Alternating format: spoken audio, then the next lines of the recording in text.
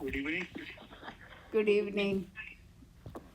കർത്താവായ യേശുക്രിസ്തുവിന്റെ നാമത്തിൽ എല്ലാവർക്കും എൻ്റെ സ്നേഹവന്ദനങ്ങൾ അറിയിക്കുന്നു.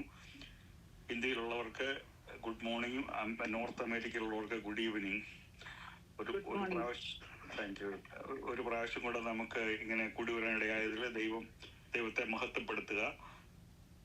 നമ്മൾ ലോകം അതിന്റെ അന്ത്യത്തിലേക്ക് നീങ്ങിക്കൊണ്ടിരിക്കുമ്പോൾ നമ്മൾ ഈ വെളിപാട് പുസ്തകം പഠിക്കുമ്പോൾ നമ്മുടെ ക്രിസ്ത്യ ജീവിതത്തെ കൂടുതൽ പ്രശസ്തമാക്കുവാനും ക്രമീകരിക്കുവാനും ഈ പഠിത്തം ഈ നമ്മൾ പഠിക്കുന്നത് ഉപകരിക്കട്ടെ എന്ന് ഞാൻ പ്രാർത്ഥിക്കുകയാണ്. കഴിഞ്ഞ 2 ആഴ്ച വെളിപാട് പുസ്തകം 12-ാം അധ്യായത്തിൽ നിന്നാണ് നാം പഠിച്ചത്. എന്നാൽ അത് മുഴുവൻ തീർന്നില്ല. ഇന്ന് പഠിക്കേണ്ടത് 12-ന്റെ 13 17 വരെയുള്ള വാക്യങ്ങളാണ്. അതുകൊണ്ട് ആദ്യമായിട്ട്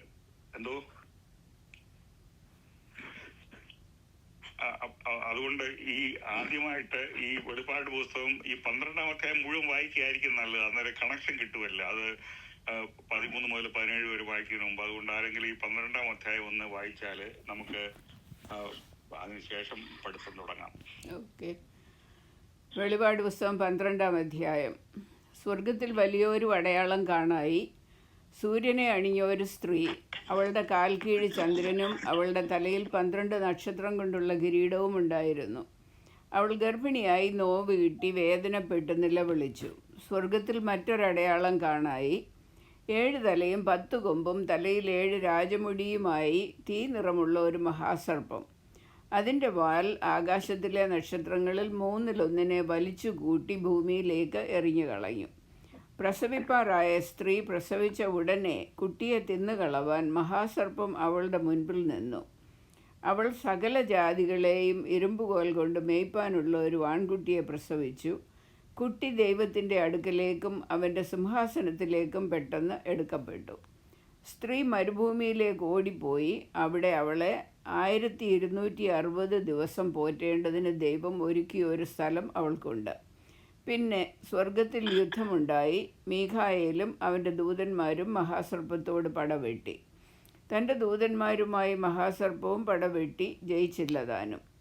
സ്വർഗത്തിൽ അവരുടെ സ്ഥലം പിന്നെ കണ്ടതുമില്ല. ഭൂതലത്തെ മുഴുവൻ തെറ്റിച്ചു കളയുന്ന പിശാചും സാത്താനും എന്ന മഹാസർപ്പമായ പഴയ പാമ്പിനെ ഭൂമിയിലേക്ക് തള്ളിക്കളഞ്ഞു. അവൻ്റെ ദൂതന്മാരെയും അവനോടുകൂടെ തള്ളിക്കളഞ്ഞു.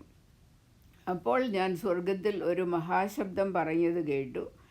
ഇപ്പോൾ നമ്മുടെ ദൈവത്തിൻ്റെ രക്ഷയും ശക്തിയും രാജ്യവും അവൻ്റെ ക്രിസ്തുവിൻ്റെ ആധിപത്യവും തുടങ്ങിയിരിക്കുന്നു. നമ്മുടെ സഹോദരന്മാരെ രാപ്പകൽ ദൈവസന്നിധിയിൽ കുറ്റം ചുമത്തുന്ന അപവാദിയെ തള്ളിയിട്ട് കളഞ്ഞുവല്ലോ. അവർ അവനെ കുഞ്ഞാടിൻ്റെ രക്തം ഹേതുവായിട്ടും തങ്ങളുടെ സാക്ഷ്യവചനം ഹേതുവായിട്ടും ജയിച്ചു. മരണപര്യന്തം തങ്ങളുടെ പ്രാണനെ സ്നേഹിച്ചതുമില്ല. ആകയാൽ സ്വർഗവും അതിൽ വസിക്കുന്നവരുമായുള്ളവരെ ആനന്ദിപ്പീൻ. ഭൂമിക്കും സമുദ്രത്തിനും അയ്യോ കഷ്ടം. പിശാച് തനിക്ക് അല്പകാലമേ ഉള്ളൂ എന്നറിഞ്ഞ് മഹാക്രോധത്തോടെ നിങ്ങളുടെ അടുക്കൽ ഇറങ്ങി വന്നിരിക്കുന്നു. തന്നെ ഭൂമിയിലേക്ക് തള്ളിക്കളഞ്ഞുവെന്ന് മഹാസർപ്പം കണ്ടിട്ട് ആൺകുട്ടിയെ പ്രസവിച്ച സ്ത്രീയെ ഉപദ്രവിച്ചു തുടങ്ങി. അപ്പോൾ സ്ത്രീക്ക് മരുഭൂമിയിൽ തൻ്റെ സ്ഥലത്തേക്ക് പറന്നു പോകേണ്ടതിന് വലിയ കഴുകൻ്റെ 2 ചിറക് ലഭിച്ചു. അവിടെ അവളെ സർപ്പത്തോട് അകലെ 1 കാലവും 2 കാലവും അരക്കാലവും പോറ്റി രക്ഷിച്ചു. സർപ്പം സ്ത്രീയെ ഒഴുക്കിക്കളയേണ്ടതിന് അവളുടെ പിന്നാലെ തൻ്റെ വായിൽ നിന്ന് നദി പോലെ വെള്ളം ചാടിച്ചു. എന്നാൽ ഭൂമി സ്ത്രീക്ക് തുണ നിന്നു. മഹാസർപ്പം വായിൽ നിന്ന് ചാടിച്ച നദിയെ ഭൂമി വായ് തുറന്ന് വിഴുങ്ങിക്കളഞ്ഞു. മഹാസർപ്പം സ്ത്രീയോട് കോപിച്ചു. ദൈവകൽപ്പന പ്രമാണിക്കുന്നവരും യേശുവിൻ്റെ സാക്ഷ്യമുള്ളവരുമായി അവളുടെ സന്തതിയിൽ ശേഷിപ്പുള്ളവരോട് യുദ്ധം ചെയ്യുവാൻ പുറപ്പെട്ടു. അവൻ കടൽപ്പുറത്തെ മണലിന്മേൽ നിന്നു. Thank you very much. ഈ വെളിപാട് പുസ്തകം മുഴുവൻ തന്നെ വളരെ അലങ്കാരികമായ ഭാഷയിൽ മെറ്റഫോറൊക്കെ ഉപയോഗിച്ചാണ്, അലങ്കാരത്തിലാണ് എഴുതിയിരിക്കുന്നത്. ഈ 12-ാം അധ്യായത്തിൽ അത് വളരെ കൂടുതലായിട്ടുണ്ട്. സൂര്യനെ അണിഞ്ഞ സ്ത്രീ കുഞ്ഞിനെ പ്രസവിച്ചു. നമ്മൾ അതെല്ലാം ചർച്ച ചെയ്തതാണല്ലോ. സൂര്യനെ അണിഞ്ഞ സ്ത്രീ ആരാണ്? അത് ഇസ്രായേലാണെന്ന് നമ്മൾ പഠിച്ചു കഴിഞ്ഞു. ആ ആൺകുട്ടി യേശുക്രിസ്തുവാണ്. ഇവിടെ 13-ാം വാക്യം മുതൽ നമ്മളിവിടെ കാണുന്നത് ഇപ്പോൾ സാത്താന്റെ ക്രോധം ഇസ്രായേലിനും ദൈവത്തിന്റെ വിശുദ്ധന്മാർക്കും എതിരെയുമാണ് ഇവിടെ ഭൂമിയിൽ വന്നത് മുതൽ വളരെ സാത്താൻ വളരെ ശല്യം ചെയ്യുവാൻ തുടങ്ങിയിരിക്കുകയാണ്. അവന് ആൺകുട്ടിയെ തൊടാൻ കഴിയാതിരുന്നതിനാൽ അവനെ ഈ ഭൂമിയിലേക്ക് കൊണ്ടുവന്ന സ്ത്രീയുടെ നേരെ അവൻ തിരിയുന്നു. അപ്പൊ യേശുക്രിസ്തുവിനെ ഒന്നും ചെയ്യാൻ സാധിക്കാഞ്ഞതുകൊണ്ട് പരീക്ഷയിൽ തന്നെ യേശുക്രിസ്തുവിനെ പരീക്ഷിച്ചപ്പോൾ തന്നെ സാത്താൻ അവിടെ വിജയിച്ചില്ല. എന്നാൽ ഈ യേശുക്രിസ്തുവിനെ ജനനം കൊടുത്ത സ്ത്രീയെ അവിടെ പീഡിപ്പിക്കുക എന്നുള്ളതാണ്, അതിനെതിരായിട്ടാണ് ഈ സാത്താൻ തിരിഞ്ഞിരിക്കുന്നത്. വേദോത്സവം ആരംഭിക്കുന്നതും ഒരു സ്ത്രീയെ, സന്തതി, സർപ്പം, ഇവരെ കുറിച്ച് നമ്മൾ ഉൽപ്പത്തി പുസ്തകത്തിൽ പഠിക്കുന്നുണ്ടല്ലോ. ഇവിടെ ഏദൻ തോട്ടത്തിലെ ഈ പോരാട്ടം രണ്ടാമത്തെ ഒരു ചാപ്റ്ററാണ്. അതിന്റെ പരിസമാപ്തിയിലേക്ക് എത്തുകയാണ് ഇവിടെ കാണുന്നത്. കഷ്ടത്തെ സംബന്ധിച്ച് 3 കാര്യങ്ങൾ ഇവിടെ പ്രസക്തമാണ്. ഒന്ന് ഇതിനു മുമ്പ് ഇതിനൊരു സമയമുണ്ട്. ഭൂമിയിലേക്ക് തള്ളി പറഞ്ഞ് മാറപ്പെട്ട് കൂടുതലായിട്ട് ഒരുങ്ങിയാണ് കാണുന്നത്. അപ്പൊ അപ്പോൾ വിവരത്തിനധീനമായിട്ട് ഇരിക്കുകയാണ്. അപ്പം ഈ യൂതന്മാർ കഴിഞ്ഞ ബൈബിൾ സ്റ്റഡി നമ്മൾ പഠിച്ചതാണ്, ലോകം മുഴുവൻ കേരളം ഒഴിച്ച് യൂതന്മാരെ പീഡിപ്പിച്ചു. ഇപ്പോഴും അത് നടന്നുകൊണ്ടിരിക്കുകയാണ്. സാത്താന യൂതന്മാരോടാണ് അന്ന് മുതലുള്ള നഷ്ടം, ഉള്ള വിരോധം, ക്രോധം. അപ്പം ഈ ഒക്ടോബർ 7 നമുക്കെല്ലാം 2 കൊല്ലത്തിന് മുമ്പ് ഇസ്രായേലിലെ ഹോളോകാസ്റ്റിന് ശേഷം നടന്ന ഏറ്റവും വലിയ അതിക്രമമാണ് 2 വർഷത്തിന് മുമ്പ്. അതിനുശേഷമാണ് ഇസ്രായേല് ഗാസയില്, ഇപ്പോഴും ഗാസ യുദ്ധം നടന്നുകൊണ്ടിരിക്കുകയാണ്. ഗാസയില് അത് പിടിച്ചെടുക്കുവാനാണ് ഇസ്രായേൽ ലേറ്റസ്റ്റ് ആയിട്ട് വാർത്ത കണ്ടതിൽ. ഗാസ പിടിച്ചെടുക്കാനാണ് തീരുമാനിച്ചിരിക്കുന്നത്. അത് നിങ്ങൾ എത്രമാത്രം വായിച്ചിട്ടുണ്ടെന്ന് എനിക്ക് അറിഞ്ഞുകൂടാ. അത് വായിക്കുന്നവർക്ക് വളരെ ഇറയഭേദമായ സംഗതിയാണ്. ഈ ലോകത്തിലെ ഓരോ കൂടുതൽ കാര്യങ്ങൾ കാണുമ്പോൾ ഒക്കെ നമുക്കൊരു സഹതാപം തോന്നും. പക്ഷെ നമ്മളെ തന്നെ അവിടെ അവരുടെ സ്ഥാനത്ത് നമ്മുടെ ഭർത്താവ്, നമ്മുടെ ഭാര്യ, അല്ലെങ്കിൽ നമ്മുടെ കുഞ്ഞുങ്ങള്, നമ്മുടെ കൊച്ചു കുഞ്ഞുങ്ങൾ എന്ന നിലയിൽ ചിന്തിക്കുമ്പോഴാണ് അതിന്റെ ഏറ്റവും ഭീകരത മനസ്സിലാകുന്നത്. ഇവിടെ ഒക്ടോബർ 7 അവിടെ കുഞ്ഞുങ്ങളെ ഉൾപ്പെടെ 1300 പേരെ ഇവർ കൊന്നത് കൂടാതെ അവിടെ കിഡ്നാപ്പ് ചെയ്തുകൊണ്ട് പോയി ഈ ഹമാസ്. അപ്പൊ കൊച്ചു കുഞ്ഞുങ്ങളെ മാതാപിതാക്കളുടെ മുന്നേ വെച്ച് വെട്ടിക്കൊല്ലുക, ആ രംഗം ഒന്ന് ചിന്തിച്ചു നോക്കി. അതുപോലെ തന്നെ കൊച്ചു കുഞ്ഞുങ്ങളുടെ മുന്നേ വെച്ച് മാതാപിതാക്കളെ വെട്ടിക്കൊല്ലുക. അതുപോലെ മാതാപിതാക്കളെ മുന്നേ വെച്ച് പെൺമക്കളെ റേപ്പ് ചെയ്യുക. ഇതെല്ലാം ഒരു മനുഷ്യന്റെ ജീവിതത്തിൽ അവരുടെ ജീവിച്ചിരിക്കുന്നതിനേക്കാളും ഇതൊന്നും അവർ ജീവിച്ചിരുന്നാൽ തന്നെ അവരുടെ ജീവിതം ഒരു പ്രയോജനമില്ലാത്ത രീതിയിൽ അവരുടെ എന്നേക്കും മാനസികമായിട്ട് തകർച്ച വരും. അങ്ങനെയാണ് ഇസ്രായേലിനെ യൂതന്മാരെ പീഡിപ്പിച്ചുകൊണ്ടിരുന്നത്. ഹിറ്റ്ലർ ചെയ്ത കാര്യങ്ങൾ തന്നെ. അത് ഹിറ്റ്ലർ പീഡിപ്പിച്ചു, 6 ലക്ഷം യൂതന്മാരെ, 6 മില്യൺ യൂതന്മാരെ കൊന്നു നമ്മൾ ചരിത്രത്തിൽ വായിക്കുന്നു. പക്ഷെ അതിന്റെ ഡീറ്റെയിൽസ് അറിഞ്ഞിട്ടില്ല. ഈ കില്ലിംഗ് ഫോർ ഗോഡ് എന്നുള്ള എന്റെ പുസ്തകത്തില് 2 ചാപ്റ്റർ ഉണ്ട്. അവിടെ അതിൻ്റെ അകത്ത് ഡീറ്റെയിൽസ് അതിൻ്റെ അകത്ത് എഴുതിയിട്ടുണ്ട്. അതൊക്കെ വായിച്ചാല് വളരെ പ്രയാസമാണ്. എന്തുകൊണ്ടാ ഇത്രയും ഒരു വൈരാഗ്യം സാത്താന് വരുന്നത്? അത് ചിന്തിച്ചു നോക്കുമ്പോൾ ഹിറ്റ്ലർ തന്നെ അന്ന് യൂതന്മാരെ എല്ലാം അവിടെ റൗണ്ട് അപ്പ് ചെയ്തിട്ട് ആദ്യം ഓരോരുത്തരൊക്കെ അവരെ ഓരോ സ്ഥലത്ത് കൊണ്ടുപോയിട്ട് അവർക്ക് ജോലി കൊടുക്കാനാണ്. ഓരോരുത്തരോട് സ്നേഹമായിട്ട് ചോദിക്കും, എന്താ ജോലി? ഞാൻ വെൽഡിങ്. അവിടെ ജർമ്മനിയിൽ അവിടെ ചെല്ലുമ്പോൾ നല്ല വെൽഡിങ്ങിനുള്ള സാധ്യതയുണ്ട്, നല്ല ജോലി ഇതെങ്ങനെ നിനക്ക് കിട്ടും. വേറൊരു അവിടെ ചോദിക്കും, നിന്റെ ജോലി തന്നെ ഓട്ടോ മെക്കാനിക്. അവിടെ ധാരാളം ആവശ്യമുണ്ട്, നിങ്ങളെ കൊണ്ട് ആവശ്യമുണ്ട്. ഇങ്ങനെ പറഞ്ഞിട്ട് ഇവരെ എല്ലാം കൂടെ ഈ ഗുഡ്സ് ട്രെയിനിൽ സാധനങ്ങൾ കൊണ്ടുവന്ന ട്രെയിനെ നമ്മൾ കണ്ടിട്ടുണ്ട്. അതായത് ബാത്റൂമില്ല, യാതൊരു ഇതുമില്ല. അന്നത്തെ മഞ്ഞുകാലത്തും ആ സമയത്തൊക്കെ ഈ കുഞ്ഞുകുട്ടി അപാലവൃത്തം അവരെ ഈ മത്തി നമ്മൾ മീൻ അടുക്കി വെക്കുന്നത് പോലെ അടുക്കി വെച്ച് ദിവസങ്ങളോളം ട്രെയിനെ യാത്ര ചെയ്തിട്ട് അവിടെ സ്ഥലത്ത് എത്തിയിട്ട് അവരോട് പറയാം, നിങ്ങളെ എല്ലാം ദേഹം ശുദ്ധീകരിക്കാനാണ്, കുളിക്കാൻ പോകാമെന്നും പറഞ്ഞ് ഓരോ മുറിയിൽ അവരെ വലിയൊരു ഹോളിലേക്ക് നേക്കഡായിട്ട് നഗ്നരാക്കിയിട്ട് വസ്ത്രമെല്ലാം ഒരു കോർണറിൽ ഊരി വെക്കാൻ പറഞ്ഞു. എന്നിട്ട് ഹോളിലേക്ക് അവരെ ഓരോരുത്തരെ കൊണ്ടുപോവുകയാണ്. അതിൻ്റെയൊക്കെ പടങ്ങളൊക്കെ ഉണ്ട്. അത് സെർച്ച് ചെയ്താൽ നിങ്ങൾക്ക് തന്നെ കാണാനുള്ളതേ ഉള്ളൂ. എന്നിട്ട് ഹോളിൻ്റെ അകത്ത് ചെയ്ത് കഴിയുമ്പം അവിടെ പുകയടിച്ച് ഗ്യാസ് അടിച്ച് അവരെ എല്ലാവരെയും കൊന്നിട്ട് പിന്നെ അവിടെ ശരീരങ്ങളെല്ലാം എല്ലുപൊടി ഉണ്ടാക്കാനായിട്ട് വലിയ കൺവെയർ ബെൽറ്റുകൾ ഇങ്ങനെ യന്ത്രങ്ങൾ കൂടെ കടത്തിപ്പോയി എല്ലുപൊടി ഉണ്ടാക്കുകയായിരുന്നു. അങ്ങനെ ഒരു വിധത്തിലുള്ള കൊലപാതകം പറഞ്ഞു, വേറെ പല വിധത്തിലുള്ളതുണ്ട്. അതൊക്കെ പറഞ്ഞാൽ തന്നെ നമുക്ക് 4 ദിവസം വായിച്ചാൽ തന്നെ ഉറക്കം തന്നെ നഷ്ടപ്പെടും. അങ്ങനെയാണ് യഹൂദന്മാരെ. അപ്പം ഈ ഹിറ്റ്ലറിന്റെ ഈ പീഡനവും ഈ ഹമാസ് ചെയ്തതും ഒക്കെ ഉണ്ടല്ലോ, ഒരു കുഞ്ഞുകളി പോലെ തോന്നും. അന്തിക്രിസ്തുവിന്റെ കാലത്തെ മഹാപീഡനം വരുമ്പോൾ ഇതിലൊക്കെ വളരെ കഠിനമായിരിക്കും. അതാണ് ഇത്രയും വലിയൊരു വൈരാഗ്യത്തോടെ ഈ സാത്താന് ഇപ്പോൾ അവന്റെ ശത്രുതയും പകയും കൂടുതൽ ആയിരിക്കുകയാണ്. അവസാനം യഹൂദ പീഡനത്തിന്റെ രക്തച്ചൊരിച്ചിലിനും ഷാഹിദ് തന്നെ നേരിട്ട് മേൽനോട്ടം വഹിക്കും. ഇതിപ്പോ അന്തിക്രിസ്തുവിന്റെ സമയത്ത് ഈ ഷാഷ് നേരിട്ട് ഡയറക്ടർ സൂപ്പർവിഷനാണ്. മറ്റുള്ള ആൾക്കാരെ കിങ്കരന്മാരെ കൊണ്ടാണ് ഇത് ചെയ്യിച്ചത്. അപ്പോൾ രണ്ടാമത്തെ ഘടകം ഇവിടെ മഹോദരവുമാണ്. യേശുക്രിസ്തു ഒലിവുമല പ്രഭാഷണത്തിൽ ഇസ്രായേലിന്റെ ഈ ഓടിപ്പോക്കിനെ കുറിച്ച് പറഞ്ഞിട്ടുണ്ട്. ഇവിടിപ്പം കുഞ്ഞുങ്ങൾ വായിച്ച ആ ഭാഗം തന്നെ നേരത്തെ ഞാൻ പ്രസ്താവിച്ചതുപോലെ തന്നെ ഈ വെളിപാട് പുസ്തകം യേശുക്രിസ്തു അവിടെ പറഞ്ഞിട്ടുള്ളതാണ്. യേശുക്രിസ്തുവാണ് അവിടെ റിവീൽ ചെയ്തിരിക്കുന്നത്, വെളിപ്പെടുത്തിയിരിക്കുന്നത്. അത് യേശുക്രിസ്തു തന്നെ ഇതിന്റെ രൂപരേഖ മത്തായി 24-25 കൊടുത്തിട്ടുണ്ട്. ഇതിന്റെ ഔട്ട്ലൈന് അതാണ് എക്സ്പ്ലെയിൻ ചെയ്തിട്ട് റെവല്യൂഷനിൽ യേശുക്രിസ്തു അവിടെ യോഹന്നാന് അവിടെ കൊടുക്കുന്നത്. അതുകൊണ്ട് മത്തായി ഇസ്രായേല് അവിടെ ഓടിപ്പോകുന്ന മരുഭൂമിയിലേക്ക് ഓടിപ്പോകുന്നതിനെ കുറിച്ചുള്ളത് ഇവിടെ മത്തായി 24-15 മുതൽ 25 വരെ ആരെങ്കിലും ഒന്ന് വായിക്കുക. എന്നാൽ ദാനിയേൽ പ്രവാചകൻ മുഖാന്തരം അരുളിച്ചതുപോലെ ശൂന്യമാക്കുന്ന നമ്മളയച്ചത വിശുദ്ധ സ്ഥലത്ത് നിൽക്കുന്നത് നിങ്ങൾ കാണുമ്പോൾ വായിക്കുന്നവൻ ചിന്തിച്ചു കൊള്ളട്ടെ. അന്ന് യഹൂദിയയിലുള്ളവർ മലകളിലേക്ക് ഓടിപ്പോകട്ടെ. വീട്ടിന്മേലിരിക്കുന്നവൻ വീട്ടിലുള്ളത് എടുക്കേണ്ടതിന് ഇറങ്ങരുത്. വയലിലുള്ളവൻ വസ്ത്രം എടുപ്പാൻ മടങ്ങിപ്പോകരുത്. ആ കാലത്ത് ഗർഭിണികൾക്കും മുല കുടിപ്പിക്കുന്നവർക്കും അയ്യോ കഷ്ടം. എന്നാൽ നിങ്ങളുടെ ഓടിപ്പോക്ക് ശീതകാലത്തോ ശബത്തിലോ സംഭവിക്കാതിരിപ്പാൻ പ്രാർത്ഥിപ്പീൻ.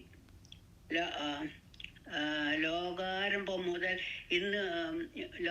മുതൽ ഇന്ന് വരെയും സംഭവിച്ചിട്ടില്ലാത്തതും ഇനിമേൽ സംഭവിക്കാത്തതുമായ വലിയ കഷ്ടം അന്നുണ്ടാവും. ആ നാളുകൾ ചുരുങ്ങാതിരുന്നാൽ ഒരു ജഡവും രക്ഷിക്കപ്പെടുകയില്ല. വ്രതന്മാർ നിമിത്തമോ ആ നാളുകൾ ചുരുങ്ങും. അന്ന് ആരാനും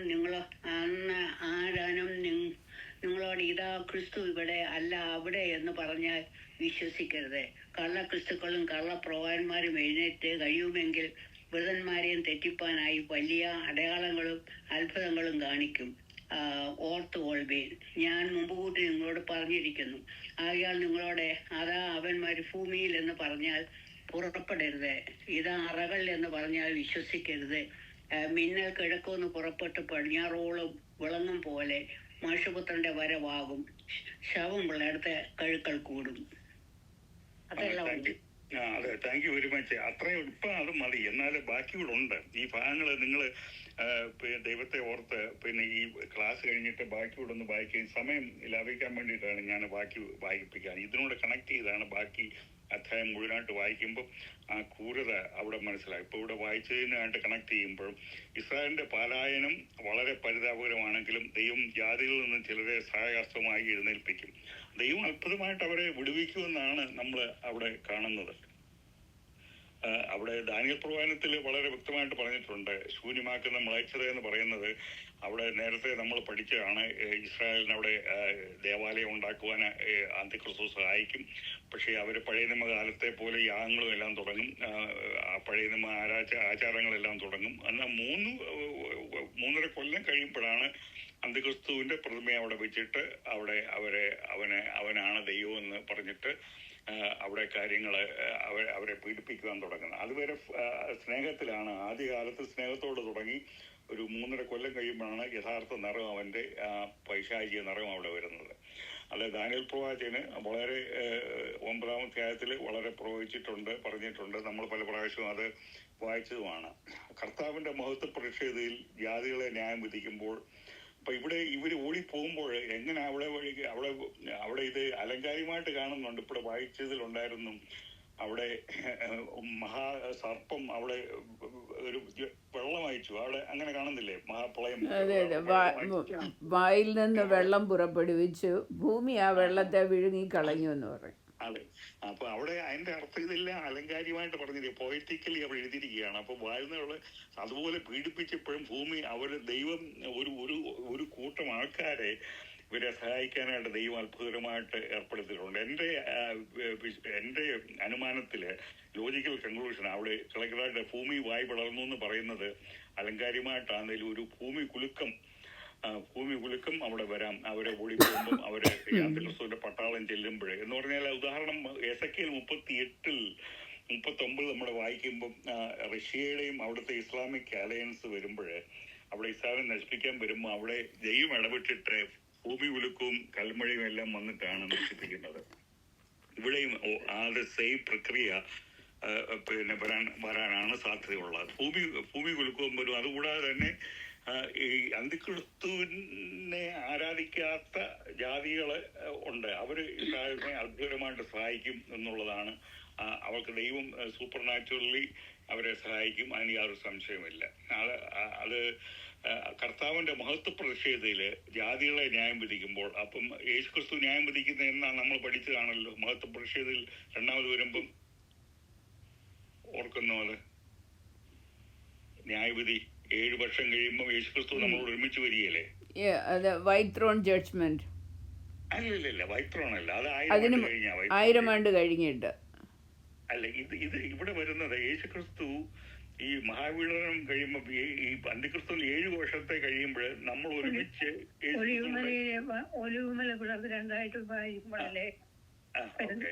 അതെ ഓക്കെ.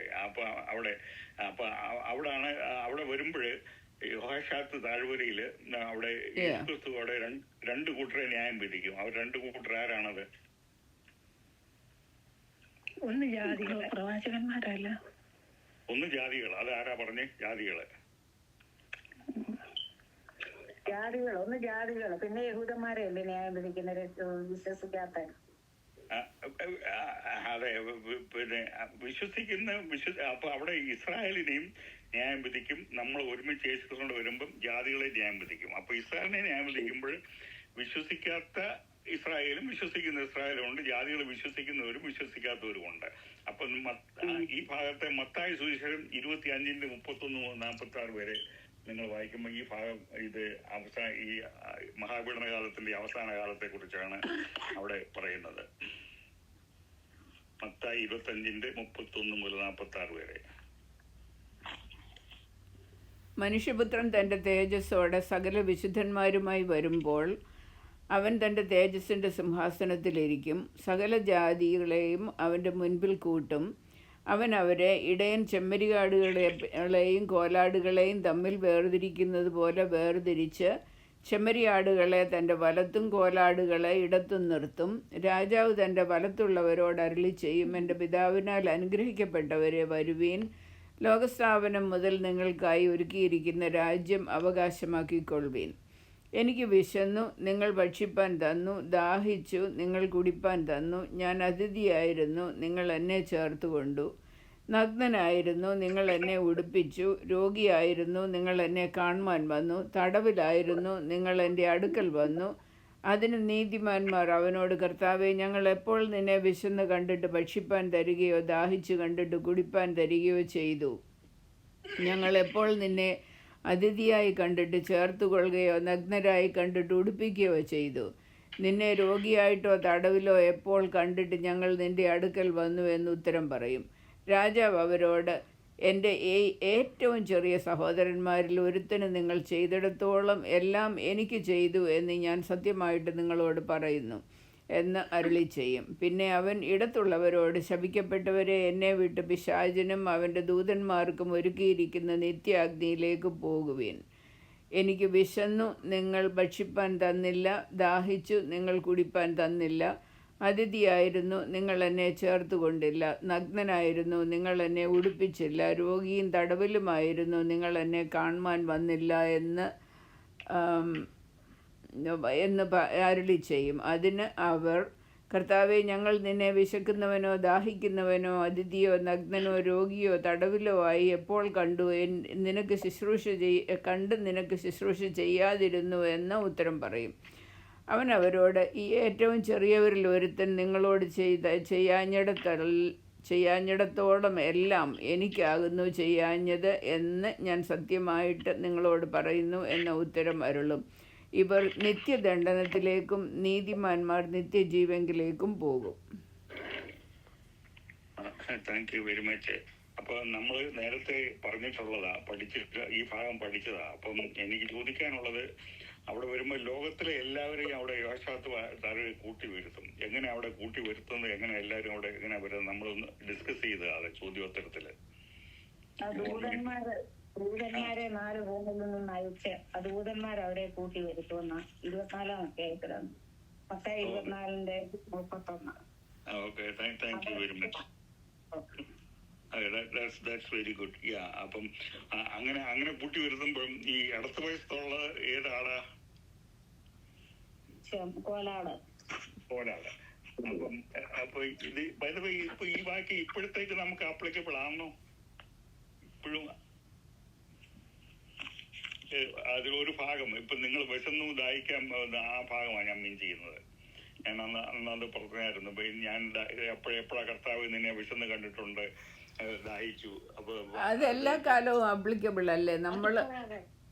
അതെല്ലാ കാലവും ആപ്ലിക്കബിൾ ആണല്ലോ. യഹൂദന്മാരെ ഒത്തിരി പേര് അറബ് രാഷ്ട്രം നേഷൻസും ഹെൽപ്പ് ചെയ്തിട്ടുണ്ട്. ഇപ്പൊ ജോർദാൻ, ലെബനാൻ ഇവിടുന്നൊക്കെ ഒരുപാട് പേര് ഗൾഫിലൊക്കെ ഉണ്ട്. അവർ മിക്കവരും ജോർദാനിയൻ പാസ്പോർട്ട്, ലെബനീസ് പാസ്പോർട്ട് ഹോൾഡേഴ്സാണ്. പക്ഷെ originally they are from Israel. യുദ്ധകാലത്തൊക്കെ അവർ ഓടിപ്പോയതാ, ചിതറിപ്പോയ കൂട്ടത്തിലുള്ള. അവർക്ക് ട്രാവൽ ഡോക്യുമെന്റും ഒക്കെ മറ്റേ അറബ് നേഷൻസ് കൊടുത്തു. അപ്പൊ പറഞ്ഞത് തന്നെ ആ പ്രക്രിയ ഭാവിയിലും നടക്കും. ഇപ്പോഴും തന്നെ അങ്ങനെ സഹായിക്കുന്നവരുണ്ട്. ഇപ്പൊ ഇങ്ങനെ സഹായിക്കുന്നുണ്ട്. അപ്പൊ മുമ്പേ പറഞ്ഞതുപോലെ ഈ ചില കാര്യങ്ങൾ യൂണിവേഴ്സൽ പ്രിൻസിപ്പിളാണ്. എന്നാൽ എല്ലാവരെയും സ്നേഹിക്കണം എന്നുള്ളത്. അപ്പം ഇപ്പൊ നമ്മളിവിടെ ഒരു യേശുക്രിസ്തു നാമത്തിൽ ഒരു ഗ്ലാസ് വെള്ളം കൊടുത്താൽ തന്നെ നമുക്ക് പ്രയോജനമുണ്ട്. യേശുക്രിസ്തുവിന് കൊടുക്കുന്നതാ അത്.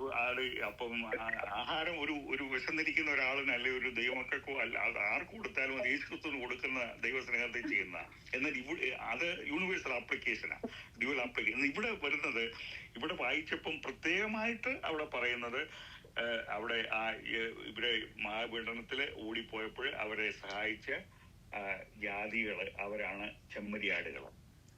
അപ്പൊ അവര് മറ്റവരെ കോലാടുകളെ നരകത്തിലേക്ക് ഇടും. ചെമ്മരിയാട് എവിടെ പോകുന്ന അന്ന് പറയും. പിന്നെ അപ്പൊ യഹൂദന്മാരും വിശ്വസിക്കാത്തവരെ നാശത്തിലേക്ക് പോകും, വിശ്വസിച്ചവരും എവിടെ പോകുമെന്നാണ് നമ്മൾ അന്ന് പഠിച്ചത്.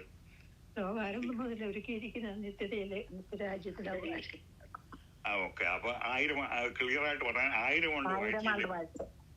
ആണ്ട് വാഴ്ചയിലേക്ക് പ്രവേശിക്കും. അപ്പൊ അത് 7 വർഷം കഴിയുമ്പോൾ അവിടെ അവരെ നരകത്തിൽ ബാക്കിയുള്ള നരകത്തിൽ തള്ളിയിട്ട് 1000 ആണ്ട് വാഴ്ചയിൽ അപ്പം ഇസ്രായേലിനെ സഹായിച്ച വിശ്വസിച്ച ജാതികളും 1000 ആണ്ട് വാഴ്ചയെ പ്രവേശിക്കും. യഹൂദന്മാരും വിശ്വസിച്ച 1000 ആണ്ട് വാഴ്ച. അപ്പൊ 2 കൂട്ടർ 1000 ആണ്ട് വാഴ്ചയെ പ്രവേശിക്കുന്നത്. അത് ക്ലിയർ ആണല്ലോ. അപ്പൊ ആ രണ്ട് എന്തോ നമ്മൾ ഇല്ല, നമ്മൾ പ്രവേശിക്കില്ല. റാപ്ചറിൽ പോകുമല്ലോ. അതിനു മുമ്പ് വിശ്വാസികൾക്ക് ഉൾപ്രാവണത്തിൽ നമ്മൾ പോകുമല്ലോ. അപ്പൊ നമ്മളോട് ഞാൻ 2-3 പ്രാവശ്യം പറഞ്ഞു, നമ്മളോട് യേശുക്രിസ്തുവിനോട് ഒരുമിച്ച് വരുന്നത്, നമ്മളോട് യേശുക്രിസ്തുവിനോട് വരുന്നത്. യേശുക്രിസ്തു 2ാമത് വരുമ്പോൾ വിശ്വസ്തന്മാര് കൂടെ വരുന്ന പറഞ്ഞാൽ നമ്മളാ കൂടെ വരുന്നത്. നമ്മൾ പ്രവേശിക്കുന്ന പ്രശ്നം അവിടെ ഉദിക്കുന്നില്ല. യേശുക്രിസ്തുവിനോട് നമ്മൾ വന്നവരാണ്. അവിടുത്തെ ആൾക്കാരുടെ അത് നമ്മൾ ക്ലിയർ ആയിട്ട് മനസ്സിലാക്കുന്നതല്ല. അപ്പോൾ അവിടെ കുഞ്ഞുങ്ങളുണ്ട്, കുഞ്ഞുങ്ങളും അവളിലൂടെ പ്രവേശിക്കും. അപ്പൊ 1000 ആണ്ട് വാഴ്ച ചെല്ലുമ്പോൾ അവിടെ 1000 ആണ്ട് വാഴ്ച 2 ഗ്രൂപ്പ് ആൾക്കാരുണ്ട്. ജാതികളുണ്ട്, ഇസ്രായേലുണ്ട്. അവര് പെറ്റ് പെരുകി അവിടെ പിന്നെ മക്കളും കൊച്ചുമക്കളുമായിട്ട് അങ്ങനെ 1000 ആണ്ട് വാഴ്ചയിൽ ഭൂമിയിൽ നിറയും. അതാണ് അതിന്റെ സാരം. അപ്പം ഈ ആടുകളുടെ കുഞ്ഞ് ചെമ്മരിയാട് കോലാടെന്ന് പറയുമ്പോൾ അത് ഇതെല്ലാം കൺഫ്യൂഷനായിട്ട് കിടക്കുക പലർക്കും. അതുകൊണ്ട് നമ്മളത് തരം തിരിച്ച് പഠിക്കുന്നത് നല്ലതാണ്. അപ്പൊ ഏറ്റവും വലിയ പലായനം ഇസ്രായേലിൽ നിന്നും യെരുശലേമിൽ നിന്നുമായിരിക്കും. ദൈവം അവരെ അത്ഭുതകരമായിട്ട് വിടുവിക്കും. അപ്പൊ ഇത് ആ നിലയിൽ മെജോറിറ്റി ആൾക്കാരെ 75% കൊല്ലപ്പെടും. ചുരുക്കം പേര് മാത്രമേ 1000 ആണ്ട് വാഴ്ചയിൽ പ്രവേശിക്കൂ. അല്ലാത്തവര് കൊല്ലപ്പെടുകയും ചെയ്യും. കൊല്ലപ്പെട്ട വിശ്വാസികള് എന്തോ സംഭവിക്കും? അതും പഠിച്ച് അത് ഓർമ്മയുണ്ടോ? എന്റെ ആത്മാക്കളെ എന്റെ യാഗപീഠത്തിന് കീഴിൽ 6-ാം അധ്യായത്തിലെങ്ങാണ്ട് പറയുന്നുണ്ടല്ലേ, യാഗപീഠത്തിന് കീഴിൽ ആത്മാക്കളെ കണ്ട് അവർ ദൈവത്തോട് നിലവിളിക്കുന്ന കാര്യമൊക്കെ. അപ്പൊ അവരെപ്പോഴാ ഉയർത്തെഴുന്നേക്കുന്നത്? അവര് ലാസ്റ്റില് കുറച്ചു പേരുടെ അവരെ പോലെ വരാൻ പീഡനകാലം കഴിഞ്ഞിട്ട് 7 വർഷത്തെ പീഡനകാലം കഴിയുമ്പോൾ 7 വർഷത്തെ പീഡനം കഴിയുമ്പോഴുള്ള ഉയർത്തെഴുന്നേൽപ്പിലാണ് അവിടെ ഈ മഹാപീഡന കാലത്തെ 7 വർഷം പീഡനത്തിൽ, പ്രത്യേകിച്ച് അവസാനത്തെ 3.5 കൊല്ലം കൊല്ലപ്പെടുന്നവര് 7 വർഷത്തിന്റെ അവസാനത്തെ റിസറക്ഷനിൽ ഉയർത്തെഴുന്നേൽക്കും അല്ലേ? അതെ. ഓക്കെ. അത് ക്ലിയർ ആയിട്ട് പോകണമെന്നുണ്ട്. ഇതെല്ലാം ആൾക്കാർക്കെല്ലാം കൺഫ്യൂഷൻ ആയതുകൊണ്ട് അത് നമ്മൾ പഠിച്ചു പോകുന്നത്, നിങ്ങൾ അത് എവിടെ ചെന്നാലും അത് ക്ലിയർ ആയിട്ട്, അതുകൊണ്ടാണ് ഞാനത് മേക്ക് ഷുവർ ആക്കുക ഈ നിലയിൽ ഈ ക്ലാസ് എടുക്കുന്നത്. അവര് അപ്പൊ ആകെ എത്ര ഉയർപ്പുണ്ട്, എത്ര റിസറക്ഷൻ ഉണ്ട്? 3 ഇപ്പം പറഞ്ഞ അനുസരിച്ച്. ഏതൊക്കെയാ? ഒന്ന് ആദ്യം നമ്മള് റാപ്ചർ ഒന്ന്. ഓക്കെ. രണ്ടാമത്തേത് പീഡനകാലത്ത് കഴിഞ്ഞ ഇവരുടെ രജിസ്ട്രേഷൻ. മൂന്നാമത്തേത് വേർതിരിക്കുന്ന ആ സമയത്ത്. മൂന്നാമത്തെ ഈ രണ്ടാമത്തേത് പിടി. മൂന്നാമത്തേത് അതിന്റെ പേരെന്നാ? വൈത്രോൺ ജഡ്ജ്മെന്റിന്റെ സമയത്ത് ഉള്ള ഉയർത്തെഴുന്നേൽപ്പായിരിക്കും രക്ഷിക്കപ്പെടാത്തവരുടെ. രക്ഷിക്കപ്പെടാത്തവര്. അപ്പൊ അത് രക്ഷിക്കപ്പെട്ടവരും അവിടെ യാതൊരു കണക്ഷൻ ഇല്ല. അവിടെ രക്ഷിക്കപ്പെട്ടവര് അവിടെ രക്ഷിക്കപ്പെടാത്തവരാണ്. അത് രക്ഷിക്കപ്പെടാത്തവര് ഏത് മുതൽ ഏത് വരെയുള്ളവരാണ് അവിടെ തുടക്കം? ലോകാരംഭം മുതലുള്ള രക്ഷിക്കപ്പെടാത്തവരാണ്. പേരോർമ്മയുണ്ടോ? അത് ആദ്യം ജാതികളും അല്ലെ, ഈ ഉൽപ്പത്തി പുസ്തകത്തിൽ പേരുകളുണ്ടല്ലോ. അപ്പം ആദ്യം പാപം ചെയ്ത ആളിന്റെ പേരുണ്ടല്ലോ. ആദാം സ്വർഗത്തിലാണല്ലോ പോകുന്നത്. ആദാം നരകത്തിൽ പോയല്ലോ. പിന്നെ ചോദിക്കാം. ആദാം രക്ഷിക്കപ്പെട്ട ആളാണല്ലോ. ഈ കൈന് മുതല് കൈൻ മുതല് അവസാനം വരെ ഏറ്റവും ലാസ്റ്റ് പേഴ്സൺ ആരാ നമുക്ക് അറിഞ്ഞുകൂടാ. അവരെല്ലാമാണ് പിന്നെ വൈറ്റ് ത്രോൺ ജഡ്ജ്മെന്റില് അവിടെ വരുന്നത്, ജഡ്ജ്മെന്റിന് വരുന്നത്.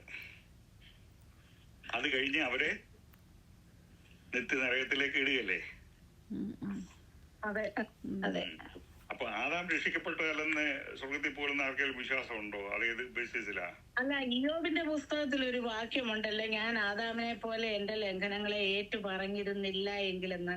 ഇയ്യോബിന്റെ പുസ്തകം 33-ാം അധ്യായത്തിലാണ്. ഇവിടെ അത് എന്നാന്ന് കോണ്ടെക്സ്റ്റില് നോക്കിയാലേ അറിയത്തുള്ളൂ. അത് അങ്ങനെ പറഞ്ഞാൽ തന്നെ ആദാം ഏറ്റു പറഞ്ഞില്ല എന്നുള്ളതും ഒന്നും അവിടെ ഒന്നും വേദോസ്തവത്തിൽ കാണുന്നില്ല. ആദാം റിയലി ക്ലിയർലി പിന്നെ യഥാർത്ഥത്തിൽ പിന്നെ അതെല്ലാം മനസ്സിലാക്കിയ ആളും ആദാമിന്റെ ഷേത്തിന്റെ വംശപരമ്പരയില് ദൈവത്തിന്റെ ആ നോഹയുടെ കാലം വരെ അവിടെ ആ ദൈവിക കാര്യങ്ങളെല്ലാം അവരെ മനസ്സിലാക്കി. അങ്ങനെ ഒരു ഗോഡ്ലി പീപ്പിൾ ഒരു ജനറേഷൻ ഉണ്ടായിരുന്നു, നോഹ വരെ ഉണ്ടായിരുന്നു. ആദാമിന്റെ കാലം മുതൽ ദൈവത്തിന്റെ അത് മുഴുവൻ ആദാം പകർന്നു കൊടുത്തു. ആദാമ മരിച്ചതിന് 125 കൊല്ലം കഴിഞ്ഞാണ് നോഹ ജനിക്കുന്നത് തന്നെ. അപ്പൊ ഇവരെല്ലാം മെതൂശല ആനോക്കും എല്ലാം ആദാമിനെ പോയി കണ്ടിട്ടുള്ള ആൾക്കാരാണ്. അപ്പൊ അത് ആദാമ് രക്ഷിക്കപ്പെട്ടാന്നുള്ളതിന് യാതൊരു സംശയവും ഇല്ല. അങ്ങനെയാണ് ഇപ്പൊ നമ്മള് ആദാമിനെ പോലെ നമ്മൾ ഓരോ ഡിസൊബീഡിയൻസ് ചെയ്യുന്നവരെല്ലാം ഉടനെ തന്നെ എല്ലാം റിപ്പന്റൻസ് ആണല്ലോ എല്ലാം ശരിയാകുന്നത്. ദാവീദ് തന്നെ എത്രയെല്ലാം തെറ്റുകൾ ചെയ്തിട്ടുണ്ട്. എങ്ങനെ ഒടുവില് റിപ്പന്റ് ചെയ്തുകൊണ്ടല്ലേ എനിക്ക് മതിയായ പുരുഷൻ എന്ന് പറയുന്നത്. അപ്പം മൈൻഡ് ഓഫ് ക്രൈസ്റ്റ്, ആദാമിനെ കുറിച്ച് സംശയം ആർക്കുമില്ല, സംശയത്തിന്റെ ആവശ്യവുമില്ല. അപ്പം ആദം പിന്നെ റിപ്പന്റ് ചെയ്തെന്നുള്ളതിന് എവിടെ അതിന് ബാക്കിയുണ്ടോ? ലോകത്തിലൊരിടത്തും അതിനൊന്നും ഒരിടത്തും ഇതുള്ള കാര്യത്തിന് ഒരു വാക്യവും ഇല്ലല്ലോ. നമ്മൾ ഓരോന്ന് ചോദിച്ച വാക്യം വെച്ചില്ല, നമ്മള് ഓരോന്ന് ചോദിച്ച് പുക വലിക്കരുതെന്നാണ് അവിടെ വേദത്തിൽ എവിടെ എഴുതിയിരിക്കുന്നത്. അങ്ങനെ ചോദിച്ചാൽ എന്നോട് ആൾക്കാർ ചോദിച്ചിട്ടുണ്ട്. ഇയ്യോബിന്റെ പുസ്തകത്തിൽ ഇങ്ങനെ ഒരു വാക്യം ഉള്ളതുകൊണ്ടാ സംശയം. അത് ഇയ്യോബിന്റെ അത് എവിടാന്ന് പറഞ്ഞാൽ ഞാനത് നോക്കി അത് എക്സ്പ്ലെയിൻ ചെയ്യാം. ഇയ്യോബിന്റെ 30-ാം അധ്യായത്തിന് ശേഷം ഞാൻ ആ റെഫറൻസ് മറന്നു. ഞാൻ പിന്നെ റെഫറൻസ് കഴിഞ്ഞ് എനിക്കൊന്ന് ടെസ്റ്റ് ചെയ്താൽ മതി. പക്ഷേ അതിപ്പം ഈ ആദാമ് അതിന് ഇത് ഉള്ള ഇതല്ലേ. ഇപ്പൊ നമ്മൾ ഈ വേദോസ്തത്തില് എല്ലാം വാക്യം കാണിക്കുന്ന ത്രിയേകദൈവം എന്നുള്ളതിന് എവിടെ വാക്യമുള്ളത്? യേശു പിതാവും പുത്രനും പരിശുദ്ധാത്മാവും യോവാസാചക്കാരാതിരിക്കും. നമ്മൾ ഓരോരുത്തരും യോജിക്കുന്നതിലെ വാക്യങ്ങൾ കാണിക്കാൻ പറ്റിയില്ല. നമ്മൾ വേദോസ്തവും ഉൽപ്പത്തി മൂലം ഒരുപാട് പേര് എടുക്കുമ്പോൾ ദർശ ഫോർമുല അത് വെച്ച് നമ്മൾ ഒത്തിരി കാര്യങ്ങൾ അതിൻ്റെ അകത്ത് നമ്മൾ മനസ്സിലാക്കും. അല്ലെ എല്ലാ കാര്യങ്ങളും നമ്മൾ ഉദ്ദേശിക്കാനുള്ള വാക്യങ്ങളൊന്നും കണ്ടുപിടിക്കാൻ പ്രയാസമാണ്. തൃത്വത്തെ കുറിച്ച് വാക്യമില്ല. അപ്പൊ യേശുക്രിസ്തു ദൈവമാണെന്നുള്ളത് മറ്റുള്ള പുതിയ നിയമത്തിലെല്ലാ യേശുക്രിസ്തുവിന്റെ ജീവിതവും വാക്യങ്ങളെല്ലാം വായിക്കുന്ന സങ്കീർത്തനം വായിക്കുമ്പോൾ ദൈവമാണ്, യേശുക്രിസ്തു തന്നെയാണ് യഹോവ എന്നുള്ളത് വളരെ വ്യക്തമാണ്. അത് എഴുതിയിട്ടില്ല യേശുക്രിസ്തു ദൈവം. അതാ മുസ്ലിങ്ങൾ അതാ ചോദിക്കുന്നത്, യേശുക്രിസ്തു ദൈവമാണെന്ന് ദൈവം എവിടെയെങ്കിലും പറഞ്ഞിട്ടുണ്ടോ? നിങ്ങളുടെ പുസ്തകത്തിലുണ്ടോ? യേശുക്രിസ്തു പറഞ്ഞിട്ടുണ്ടോ? അതാണ് അവർ ചോദിക്കുന്നത്. അപ്പൊ അങ്ങനെയുള്ള ചോദ്യങ്ങൾ ശരിയാകില്ലത്. അപ്പൊ ഇനി 5 മിനിറ്റേ ഉള്ളൂ. അപ്പൊ ഭരണാഴ്ച ദൈവം അനുവദിച്ചാൽ 13-ാം അധ്യായം നമുക്ക് തുടങ്ങാം. അപ്പൊ സംശയങ്ങളുണ്ടെങ്കിൽ ടെസ്റ്റ് ചെയ്ത് ചോദിച്ചാലും മതി. മുമ്പേ പറഞ്ഞ ജോബിന്റെ ഒന്ന് എനിക്കൊന്ന് അത് സാരമില്ല. അതിപ്പം ഇപ്പോഴും നമ്മൾ ഓർത്തിരിക്കണമെന്നില്ലല്ലോ. പിന്നെ 1000 ആണ്ട് കഴിഞ്ഞിട്ട് പിന്നെ എന്താ ചെയ്യുന്നത്? 1000 ആണ്ട് വാഴ്ച കഴിഞ്ഞിട്ട് പിന്നെ ഇത് ഈ ഭൂമിയെ ഈ 1000 ആണ്ട് വാഴ്ച കഴിയുമ്പോൾ അതിനും വാക്യം ഉണ്ടോ എന്ന് ചോദിച്ചാൽ വാക്യമില്ല. ഞാൻ എന്റെ ഈ ഷോയിൽ എന്റെ 10 വീഡിയോ ഉണ്ട്. 57 വീഡിയോ 10 വീഡിയോ ഈ കാര്യങ്ങളൊക്കെ പറഞ്ഞിട്ടുണ്ട്. അപ്പൊ 1000 ആണ്ട് വാഴ്ച കഴിഞ്ഞ ഉടനെ ഈ ഭൂമിയെ നശിപ്പിച്ച് പുതിയ ഭൂമിയെ സൃഷ്ടിച്ച് അവിടെ പുതിയ ഭൂമിയിൽ അവിടെ 1000 ആണ്ട് വാഴ്ചയില് പിന്നെ ഉള്ള ആൾക്കാരെ അവിടെ പുതിയ ഭൂമി പാർപ്പിക്കും. നമുക്കിപ്പോഴും നമ്മൾ ഭരണകർത്താക്കളാണ്. 1000 ആണ്ട് വാഴ്ചയിലും ഭരണകർത്താക്കളാണ്, പുതിയ ഭൂമിയിലും നമ്മൾ ഭരണകർത്താക്കളാണ്. ഇവരെ എല്ലാം ഭരിക്കുകയാണ് നമ്മുടെ ജോലി, നമ്മുടെ അസൈൻമെന്റ് അതാണ്.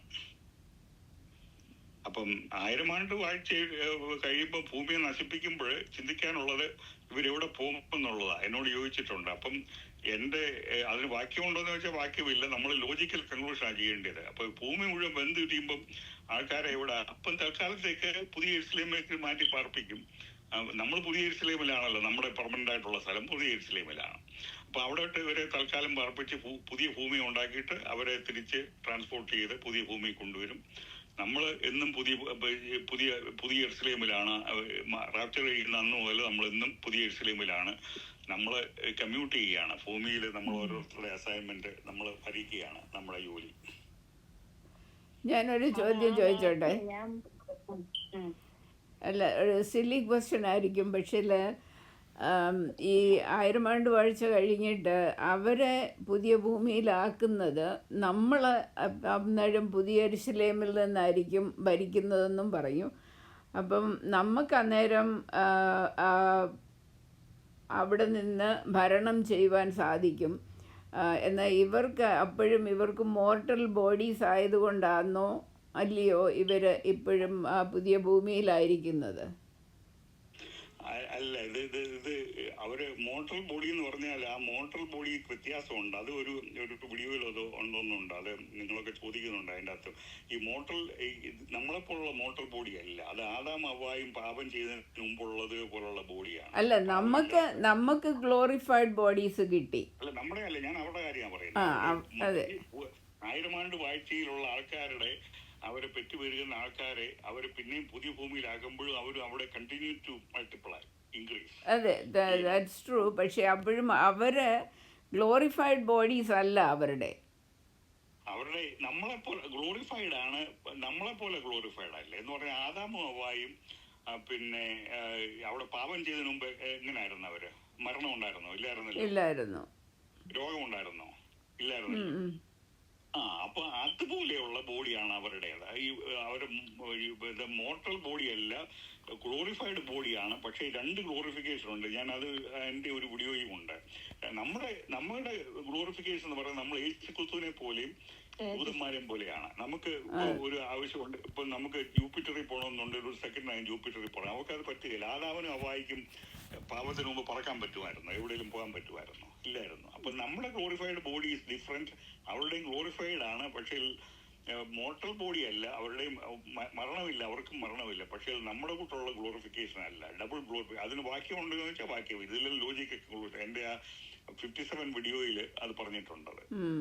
അതിന് അലക്സാണ്ടർ ഉരനും പറഞ്ഞത് അത് വെരി ലോജിക്കൽ കൺക്ലൂഷൻ ആണെന്ന് പറഞ്ഞത്. അപ്പൊ അത് മണി 9 എന്നാ പിന്നെ വരുന്ന ആഴ്ച ദൈവം അനുവദിച്ചാൽ ദൈവം ഞങ്ങളെ എല്ലാവരെയും അനുഗ്രഹിക്കട്ടെ. Okay, thank you very much. ഞാൻ പറഞ്ഞ വാക്യം ജോബ് ചാപ്റ്റർ 31-33. ഓക്കെ, ഞാൻ നോക്കി. Okay, thank you. എന്നാൽ okay, thank you. Bye by.